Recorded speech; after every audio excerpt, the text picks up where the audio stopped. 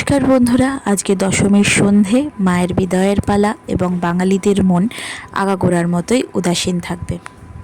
আমি তার মধ্যেই কয়েকটা প্যান্ডেল দেখে নিলাম যেগুলো বাকি ছিল। শুরু করলাম বেহালার নতুন সংঘ ক্লাব দিয়ে।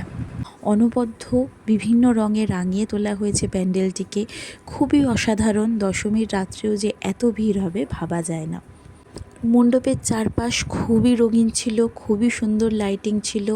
মাকে ডাকের সাজে অসাধারণ লাগছে। প্রসঙ্গত বলে রাখি, এই ডাকের সাজ কথাটি এসছে যখন দেবীকে আগে সাজানো হতো, তখন সোলার সরঞ্জামগুলো ডাকের মাধ্যমে পোর্টে আসতো সেখান থেকে।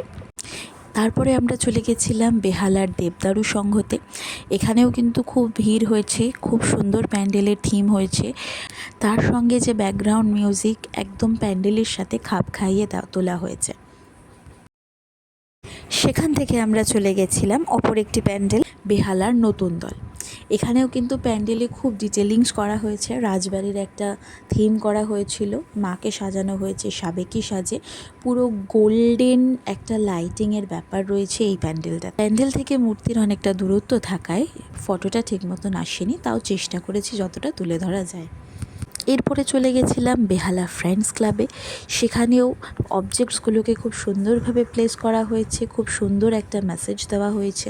দর্শনার্থীদের এতই ভিড় হয়েছিল, এতই জনঢল নেমেছিল এই প্যান্ডেলে, এন্ট্রি এবং এক্সিটটা অনেকটা ব্রড থাকা সত্ত্বেও কিন্তু ভিড় আটকানো যায়নি। সেখান থেকে চলে গেছিলাম চেতলা অগ্রণীতে। এখানে থিম হয়েছিল সমুদ্র মন্থন। সমুদ্র মন্থনের সময় বিষটুকু নিয়ে নিয়েছিলেন মহাদেব এবং অমৃতটা দিয়ে দিয়েছিলেন দেবতা এবং অসুরদের মধ্যে। এটাই ছিল এই প্যান্ডেলের থিম। খুব সুন্দর লাইটিং এবং অপূর্ব সুন্দরভাবে সাজিয়ে তোলা হয়েছে প্যান্ডেলটিকে। এন্ট্রেন্সে অজস্র ঘণ্টা লাগানো হয়েছে এবং তারপরে রয়েছেন দেবীর রূপ। খুব সুন্দর লাইটিং এবং প্রতিমার মুখ প্রত্যেকের মন কেড়ে নিয়েছেন। সে যাই হোক, এবারে কিন্তু মা ধীরে ধীরে বিজয়ার সুরে বিদায় নিচ্ছেন এবং আমরা ফিরে আসছি আবার আমাদের নিত্যদিনের কাজে। আবার অপেক্ষা থাকবে একটি পুরো বছরের। মা আবার আসবেন, আবার সেজে উঠবে আমাদের এই শহর এবং আমরা, এবং ঠাকুর দেখতে বেরোবো আবার আমরা খুব এনজয় করব। মায়ের অপেক্ষায় থাকবো আমরা পুরো একটা বছর। শুভ বিজয়া।